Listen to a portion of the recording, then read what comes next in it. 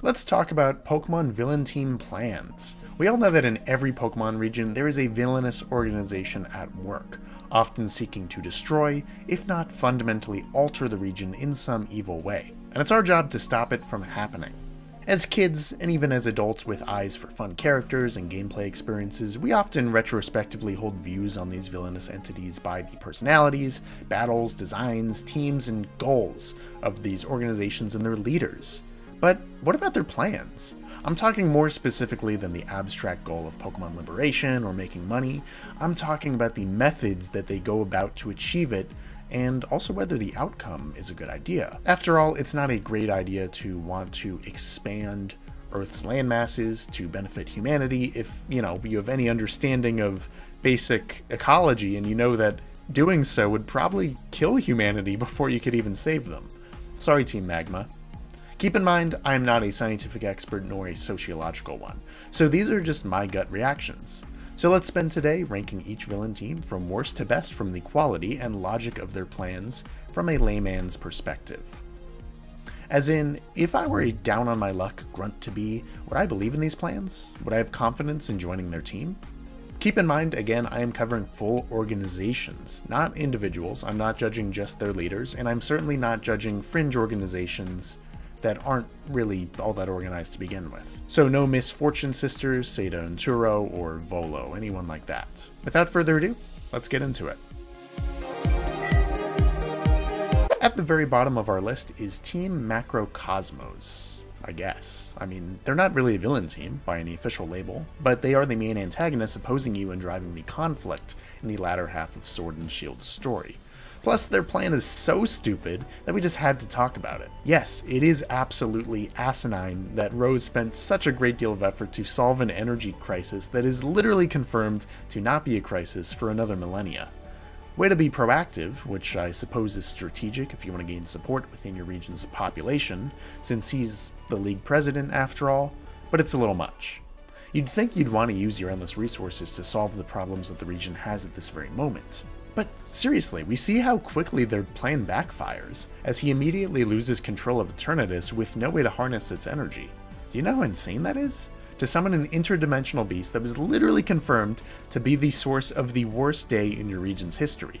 It's called the Darkest Day, and it's common knowledge. What Rose did is basically the equivalent of geoengineering a hurricane because you can maybe use the rainwater to water your crops. Not to mention, he publicly admits that he messed up on live TV. Basically begging you and Leon to help out. You'd think with his endless resources and connections, he would take the discretion to maybe call for help behind the scenes, not in front of the most public anticipated event in all of Galar. So that's an efficient way to ensure that you've lost all public support forever. Really, no part of this plan holds up, no matter how well-intentioned it may have been. And like I said today is focused on plans and outcomes, not motivations or characterization. For Rose, dude did not cook. Flat F. Next up, we've got a similar team that fares slightly better, the Aether Foundation. This is a massive organization based in Lola committed to environmental conservation of Pokemon, and they have a massive biosphere on a ship to help further that goal. However, the wrench in all this scientific progress is yet again a horribly misguided villain, this time the egomaniacal Lusamine. Unlike Rose, who's a well-intentioned but bumbling moron, Lusamine has a slightly more abusive streak, controlling and driving away her children due to her ego and obsession with Nihilego. The reason this happened was because she bonded with the Ultra Beast and was affected by its toxins at some point over the course of the Beast Killer project, which, fair. I guess an environmental organization committed to protecting the ecosystem of a region would want to be proactive about stopping the dangerous creatures that come out of the Ultra Wormholes, because those seem to pop up all over Alola just naturally. What's nice here is that the organization is actually fairly prepared, with the development of Type Null and the Beast Balls as defense and containment measures against Ultra Beasts. So they get points for that. Really, they're relegated to the bottom of this list today because, again, we're judging organizational goals. And their goal of protecting Alola is all but jeopardized single-handedly by their leader, who by the end of the plot is basically a host for Nihilego.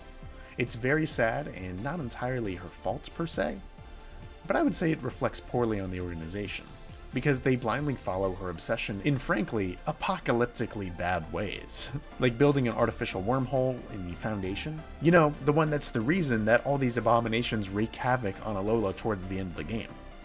So basically, the massive harm that they do here completely outweighs any good they successfully do with their more standard ecological stuff. So we have to judge this group poorly because of their goals. They simply crumble when there's no checks and balances to remove a leader who's clearly not of sound mind. So they're better prepared than Rose and crew, but still Aether Foundation gets a D. Towards the middle of this list, we have Team Galactic. From moronic grunts to bad haircuts to frankly nonsensical logic, there's a lot to unpack here. Firstly, their plans are actually pretty relevant to their goals. We know they want to bring back the Creation Trio to remake the Sinnoh region, or universe, in their image, something that takes a lot of energy.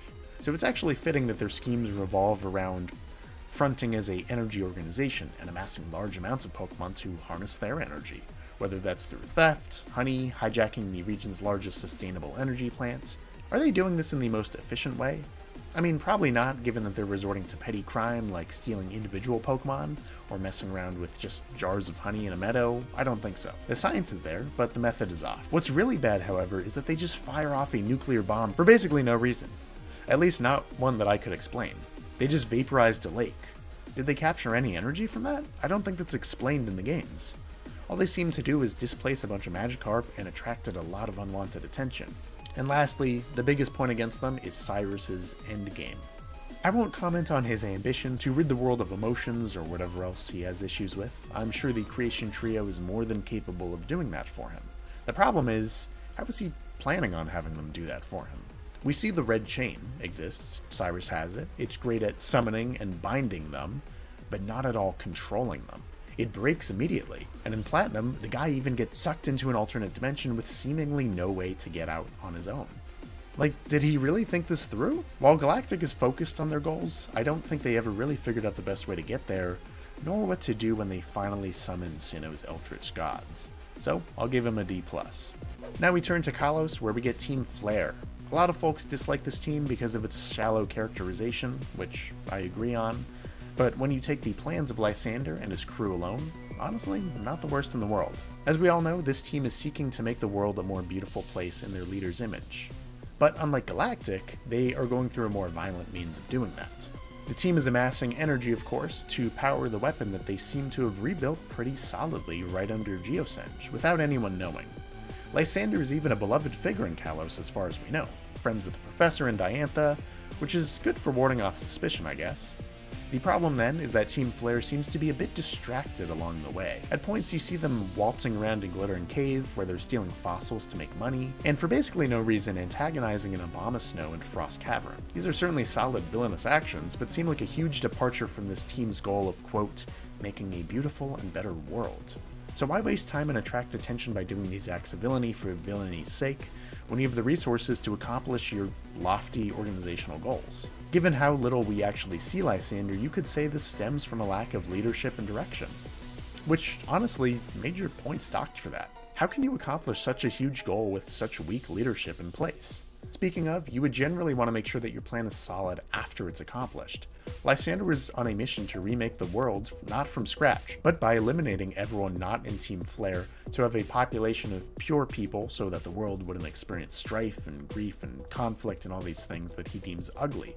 These grunts, as I said above, are very materialistic, morally bankrupt, and they don't really seem to care at all about Lysander's goal of making the world a more beautiful place. They're just kind of in it for the money, and the fame, and the nice outfits. So that's a major negative, because I imagine Lysander would have been pretty disappointed at the remaining prevailing philosophies of the people that he left on Earth had he successfully carried out his plans. But finally, I will say that you'll see later on this list, most if not all Pokemon villains that invoke the power of legendary Pokemon, at some point it goes horribly wrong. I mean, just being honest, they get sucked into an alternate dimension, they fuse with them as like a goo monster, or they're just at risk of getting killed. It's kind of par for the course. So Lysander actually kind of gets positive points for being prepared. He had a machine that was successfully draining the life energy of Xerneas and Yveltal. The only reason that it failed was because you showed up. Even then, he successfully returns for a final battle where the machinery that he's wearing is meant to drain the energy of these Pokemon. So he's basically the only Pokemon villain who is able to successfully contain the physical body of a legendary Pokemon for an indefinite amount of time. That's pretty impressive. He wasn't just summoning it and finding it and going from there like pretty much everyone else. At no point was he playing from behind. He even launches the ultimate weapon on his own terms, knowing there's barely any juice in it. It was more likely a Hail Mary, suicide kind of move, rather than him being dumb and thinking it was actually going to work. So there are some major flaws in terms of organizational focus and leadership and direction, but some great aspects in terms of scientific preparedness and resources. So I will give Team Flare a C-. A step above, we've got Aqua and Magma, who yes, I count together for all intents and purposes since their goals are complementary and the plans to achieve them are nearly identical. Now, it's a common misconception that these teams are extreme as you might think. People commonly joke that both plans would instantly kill all life due to the belief that Team Aqua wanted to flood the entire planet and Team Magma wanted the Earth to literally have no water. But no, they just wanted to expand their respective habitats a little bit, which the other one opposes. Even then, these are flawed plans. Archie takes a more environmentalist approach, believing that expanded sea levels will benefit aquatic Pokemon, but pollution and overfishing are the real threats to sea life. Not the fact that there's not physically enough ocean. There's more than enough ocean already. Sure, expanding the seas will maybe set humanity back a little bit as coastal cities are flooded and destroyed, but that's not a long-term solution to the destructive behaviors that humans will just repeat when they rebuild.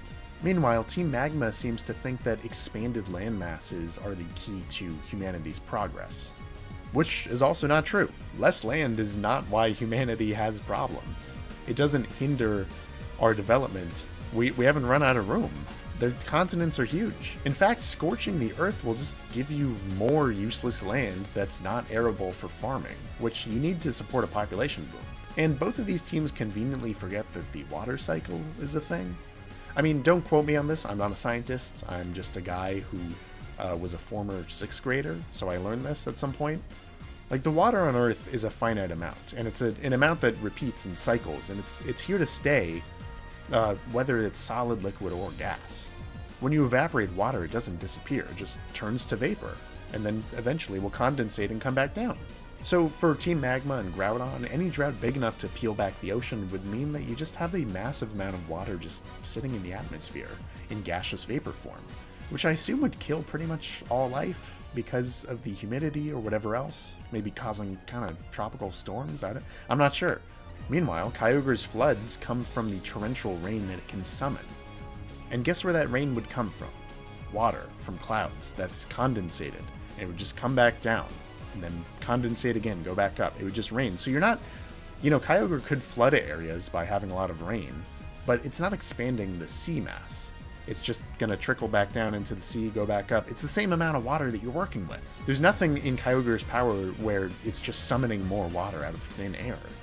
So both of these plans are very scientifically flawed. Not a good look if you're a scientific organization. But at the same time, their methods are admittedly not too bad in terms of how they try to do what they want to do. They know the orbs are on Mount Pyre, and they go and get them. They beat you to it. They know how to get to the legendaries on the seafloor. They steal the submarine in Slateport City, and they steal it before you can stop them. So frankly, all their actions are very focused, very deliberate, and all in service of their plans, and they know how to do it. However, and say it with me, they fail to contain the legendary Pokemon. That is going to be a theme in this video. This hurts them there. It's kind of par for the course for the bad teams on this list, but at least they got far enough that they would live to see how bad their plans were. It's not like they were going to get killed for it like a lot of these other villains. So, I will give them both a solid C-. C-. A solid middle-of-the-road team here is Team Star from Paldea. They're our first antagonists, not necessarily villains, if that makes sense, because they don't have world-ending ambitions, they're simply causing trouble, or so it seems. A lot of their plans actually happened off-screen before the events of the game, because they were victims of rampant bullying. They built these Starmobiles, trained at Pokemon battling, and formed communities outside of school environments for fellow victims of bullying to have safe places as outsiders. This works and it doesn't work, as apparently their act of retaliation against their bullies gets the bullies to resign. And a lot of the school staff that were complicit or negligent in the bullying, they're gone too. So it ensures that Team Star looks kind of like they look like the aggressors, effectively blacklisting them from the school. even if the school was now a safe place for them. What's worse is that our friend and their leader Penny kind of led them, but in secret, under the alias Cassiopeia. It was organized remotely. There was little to no direct communication with the star bosses, and as a result of the enigma of who Penny was, or Cassiopeia was, it kind of led to a cult of personality around her as a mysterious leader, making it so the star bosses wanted to wait for her to return, and they refused to disband until they heard from her, kind of digging a bigger hole for themselves in the process. Penny recruits you to force them to disband by challenging them under Operation Starfall, which I guess is an effective solution if you think about it. I mean, it might repeat the same problem. I mean, think about it. These kids are so traumatized by bullies at their former school that they barricade themselves away in the wilderness. Imagine how they must feel when a strong trainer in a school uniform shows up on their doorstep and invades their refuge without any provocation. So I wouldn't blame them if they just doubled down on, not wanting to disband and staying away from the school basically forever. And this is all due to Penny's lack of communication. And like some of the other bad entries here, like Rose or Lucamine, an organization can be well-meaning and have solid plans, but if their leader just is dumb and doesn't organize well or goes against the grain of what the team is doing, it's automatically a bad organization. How can we rate something highly when the leader and their followers have two conflicting agendas? However, we do have to give them points for basically immediately ending their original goal, which was to get rid of the bullies in their school and feel safe. So we'll give them a solid C. Next up is Team Plasma from the base Unova games. Honestly, Getsis is a bit on shaky ground as a leader. He forms Team Plasma as a puppet organization. He enlists tons of folks and campaigns publicly as a PETA-like leader bent on liberating Pokemon for ethical reasons. In reality, Getsis just wanted folks to hand over their Pokemon to create a power disparity by having him be the only person armed with a full Pokemon team, effectively making him the supreme, unchallenged dictator of Unova. To do this, he largely works behind the scenes, and instead manipulates his adoptive son, N, and a fleet of grunts. The caveat here is that N was chosen by Getsis to replace him one day as king, which I do understand, as any airtight dynasty or dictatorship needs a guaranteed line of succession. However, you would probably want a successor who you could say with full certainty shares your ideals and dreams as a ruler, because you'd want them to, carry on your exact vision, the plans that you set in motion. And after raising N for over a decade as his child, wouldn't Getsis kind of have realized that N, even as a child, had a huge amount of empathy for Pokemon and life as a whole, even going so far as to understand and bond with them? So there's no way he would have kept going with what Getsis wanted him to do had he successfully succeeded him as king at some point. Plus, he's kind of abusive towards N at the end. He just tells him that to his face that he was a pawn in his plans, and I don't know about you, but I wouldn't want to, faithfully carry out someone's vision and what they wanted me to do if they just disrespected me like that. This could backfire horribly, especially given that N was still armed with one of the two most powerful Pokemon in the region. He had the opposite dragon that you did, at the time that Getsis was in his face telling him how much he was a horrible son. So that could have backfired. That could have been really bad for Getsis. So it kind of begs the question, why didn't Getsis just cut out the middleman and, get Reshiram or Zekrom for himself? Why did he use N?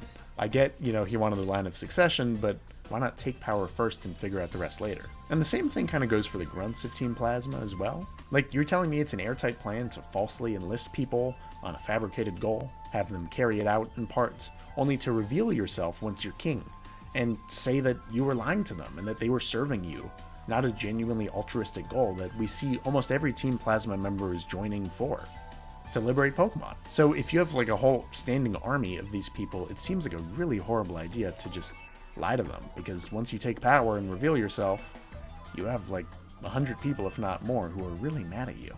Because it kind of seems like Team Plasma foundationally is centered around the values of the organization, the want and the drive to liberate Pokemon, not necessarily a reverence for Getsis himself. However, Getsis is insanely powerful. He got the closest of pretty much any team. He actually deposed Alder for a time. He erected the castle, and he summoned the strongest Pokemon in Unova, and then he runs it back 3 years later. And that's all thanks to a small contingent of people who were united under his real goal and a close inner circle of sages, which he does have. So despite my criticisms and the major flaws, I would say OG Team Plasma also gets a solid C. Near the top of this list, we reach Team Rocket, the original villain. Their plot is very straightforward: exploit Pokemon for profit. That can mean a lot of things, but 90% of their operations seem to kind of indicate exploit means sell Pokemon on some sort of black market. We see this many times. They sell Slowpoke tails, they take Pokemon fossils, and of course direct theft. On the micro scale, this seems to work excellently for them. This sort of localized crime is really hard to track down and predict, and systemically seems to get by, as Johto and especially Kanto seem to lack a thriving and substantive law enforcement program to prevent this from happening. As long as the police are incompetent, or even worse, are bribed and turn the blind eye, Team Rocket can just get by perfectly on the small scale. It's implied that they've been plaguing Kanto for some time, and they will continue as a decentralized unit after you defeat them in the Kanto games. However, their plans seem to crumble due to leadership and direction. Every time their plans get too large, mainly in the Johto games, they seem to attract unwanted attention. Transforming the Magikarp in the Lake of Rage into a rampaging Gyarados and having basically no idea on how to stop it is just an idiotic plan. It's what prompts the champion Lance to step in. Hijacking the #1 public utility in the Johto region just to send a criminal message on public airways is what leads to their total disbanding. It seems that without clear centralized direction from Giovanni specifically, Team Rocket kind of flounders under a lack of direction. Had Team Rocket stayed as a mafia-like crime syndicate with maybe more local powers, maybe just regional enforcers and not a directionless entity doing evil and attempted world domination for the sake of it, we see no reason why their initial plans wouldn't have been able to be sustained forever. They would just keep getting richer and richer. So for that reason, Team Rocket gets a B+. Before we reach our top 3 of all villainous teams, let's take a moment to do an honorable mention for Team Yell. Yes, I wrote this video and completely forgot they were a thing. Partially because I dislike Sword and Shield so much, and partially because they're really not villainous at all. Maybe just misguided, or at worst, purposely obnoxious. They just really want Marnie to become champion, because doing so would put their decrepit hometown in the spotlight, and maybe make their living conditions better, or at least more publicly known. It's really not too bad of an idea. It's almost like a tamer version of Team Rocket, exploiting one of the region's main social structures, in this case the wealth, power, and attention that comes with being champion, but this time for a greater collective good than just individual wealth. They don't ever seem to do anything so nefarious that it would tip off law enforcement and force them to disband. Sure, people might not like that they're rude and they socially ostracize them, but I don't think Team Yell cared. They seem like a pretty tight unit with a clear sense of community back in Spikemuth, and all they have to do is kind of create mild roadblocks to give Marnie a better chance of becoming champion, to get as close as they can to that. It's just bad luck that you and Hop are equal, if not superior trainers, so they couldn't carry out their plans. So I'm not going to hyperbolize and say they're at the top of this list because of some genius mastermind plan, but rather they just have a rock solid and mild plan, so I will give them a solid A. Coming in third today is the also not villainous Team Skull. Really, this team is hardly worth mentioning, because similar to Team Yell, they don't really do anything villainous. They're just hard to rank, because they don't have an organizational goal or plan per se. They simply feel rejected from the social conventions of Alola, as those who have flunked the Island Challenge and now resort to petty crime to make money to sustain themselves. I mean, the cost of living on Alola is high, so I don't really blame them. The one villainous thing that they do is join the pursuit of Cosmog, but they only do this because Lusamine is a secret benefactor of the organization and told them to. It's not like they were doing this knowing the plan would horribly backfire and almost destroy the region that they live in. As far as they know, they were doing work for potentially the richest person in all of Alola. So if their goal was to make money, they took the best route here. Also, organizational stability is a huge point for a villain team's successful plans, as we saw with Lusamine and Rose, and even Team Star not having the best leaders. What's great here is that Plumeria and even the more violent and unstable Guzma have a huge amount of reverence and respect here. They're almost seen as like older brother and sister types to everyone in Team Skull. There's a great amount of leadership here. It's very steady. And that bodes well for any plans that this relatively unambitious organization might have. So for that reason, I have no complaints. Team Skull gets an A. Second to last today, we've got Ultra Sun and Moon's Team Rainbow Rocket. What's interesting here is that throughout the whole franchise, we see villainous organizations attempting their first major plan before our eyes as the plot unfolds. Rarely do we see an organization after it's already succeeded. But with Team Rainbow Rocket, here we have proof of not one, but 6 major villains essentially succeeding in making the apocalypse happen in their respective universe. So regardless of how they did it, we have to give their unknown plans a huge passing grade, because we see the result, and the result worked.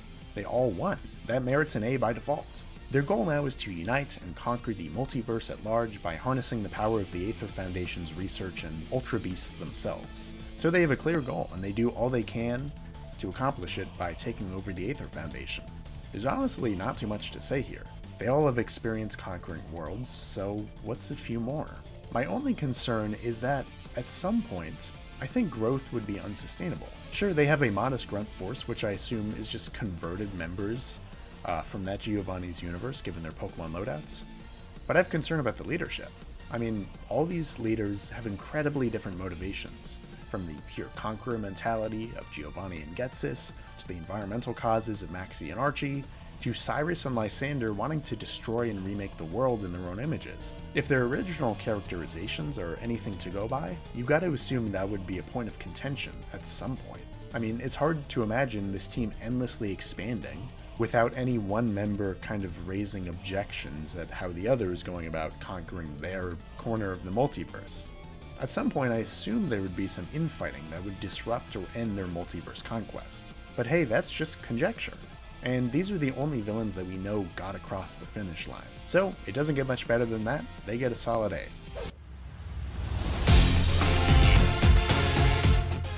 But the A+, the cream of the crop today, goes to Team Neoplasma. Yes, I will count them as their own separate villain because they get new uniforms, new leadership, and completely different plans despite similar end goals. These guys reformed after the events of Black and White to take over the Unova region under Getsis, who is back, and boy does he have a plan. This is a villain reformation done right, unlike Team Rocket. Team Rocket, the second go-around, kind of lacks leadership, and they take on a lot of plans that they have no business doing. But Team Neoplasma trims the fat, and they only do the stuff they know they can do. And there's proof of it. They have the same charismatic leaders last time, but now with highly trained and armored grunts, who know their leaders' full plans, and they're not being misled into some convoluted lie about Pokemon liberation. They've got new secondary leadership in the form of Colress, who's working on unlocking the full strength of Pokemon, and has even developed technology to control, or at least influence, fully evolved Pokemon to do his bidding. He's able to do his own research independently, but doesn't ever seem to have ulterior motives or a conflict of interest that would pose a threat to Team Neoplasma's overall goals. Speaking of technology, how about a flying ship that serves as a base? How about DNA splicers that literally fuse 2 legendary dragon Pokemon together into an all-powerful hybrid being, the likes of which still doesn't exist anywhere else in the Pokemon world? If you have the straightforward goal of conquering, just going all out with the right technology and resources and leadership is the best way to do it, and these guys really know what they're doing. I'm a bit confused as to why freezing Unova is specifically the right way to go, but I mean, I'll trust that they know what they're doing. It's pretty impressive that they get to freeze an entire half of the region instantly. It's the greatest show of force that we've ever seen a Pokemon villain team do on screen. We see the destructive power of legendary Pokemon many times summoned by villain teams, but never one that's under direct control, from start to end, by a single villainous team. So for that reason and more, Team Neoplasma is the cream of the crop, an A+ villain team in the Pokemon world, and our best of the day. And there we go. That is the list of every Pokemon villain team ranked from worst plans to best plans. Would you agree with my rankings? Would you change something up? I want to hear yours in the comments down below. Keep in mind this is solely a ranking of the logic of the villain team's plans, not anything else. I hope this foray into villainy was a fun one. I appreciate everyone who tunes in to watch these videos, including my patrons, especially Guardian patron Dayton Wehse. Thanks for watching, and I will see you next time for more content.